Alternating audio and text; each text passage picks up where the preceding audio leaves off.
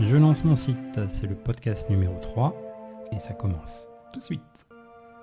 Alors ceux qui me suivent depuis la semaine dernière, depuis que j'ai lancé le sujet sur les constructeurs de pages WordPress, d'abord je vous remercie. C'est un sujet super intéressant de trouver quel est le constructeur de page qui vous correspond. Ce que j'aimerais bien, si tu es d'accord, qu'on voit, c'est quels sont les outils aujourd'hui qui sont disponibles.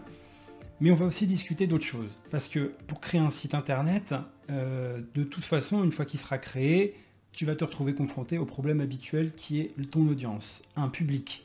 Tu ne fais pas un site internet pour la beauté de l'art, tu fais un site internet parce que tu as quelque chose à partager, quelque chose que tu aimerais bien qu'on voit tout simplement. Alors, on va s'intéresser d'abord à la technique et puis ensuite, à la fin de cette vidéo, je t'expliquerai un petit peu quelles sont les premières briques à poser véritablement avant même de prendre ta souris et de construire ton site web.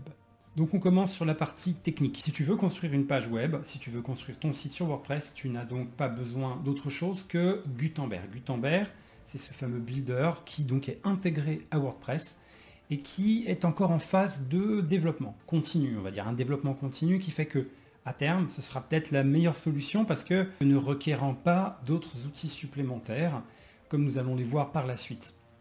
Pour le moment, ce constructeur n'est pas encore vraiment au point. Disons qu'en termes d'ergonomie, de facilité d'utilisation, on peut considérer qu'on n'est pas encore au point par rapport aux concurrents.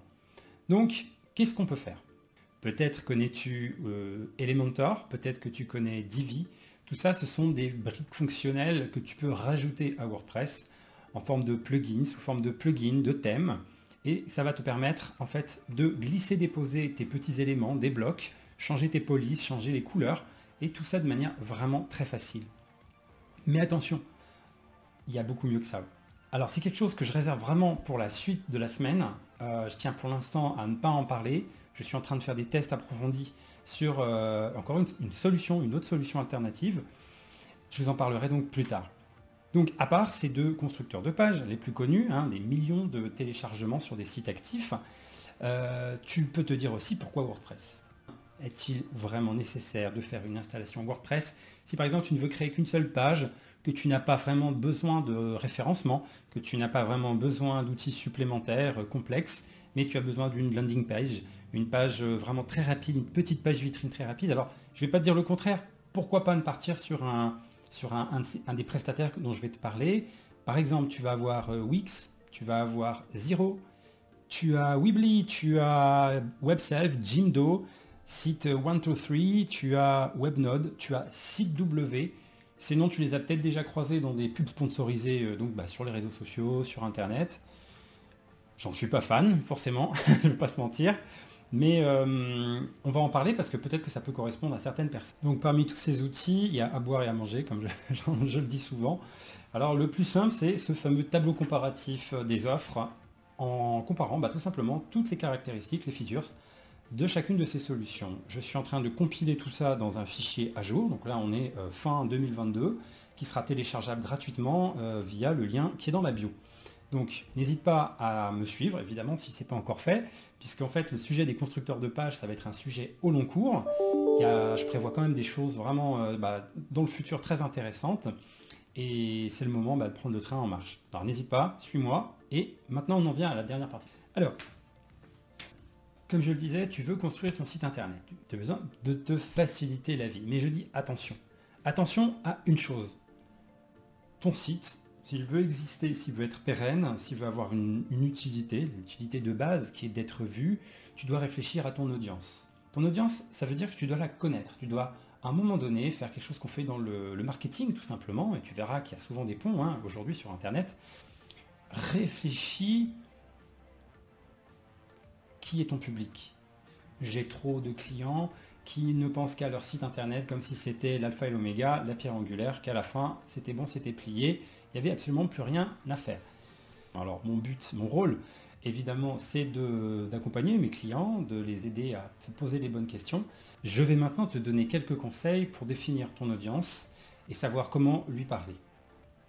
Est-ce une femme? Est-ce un homme? Quelle catégorie socio-professionnelle dans laquelle cette personne évolue? Est-ce que c'est quelqu'un qui est plutôt à la retraite ou plutôt un adolescent? Tu ne parles pas à ces personnes de la même manière. Ton site va parler à la personne qui vient. Pour cela, tu vas devoir définir ton persona, on l'appelle de différentes manières, un avatar, un client idéal, appelle-le comme tu veux, mais tu vas devoir le voir, l'incarner et devenir lui-même.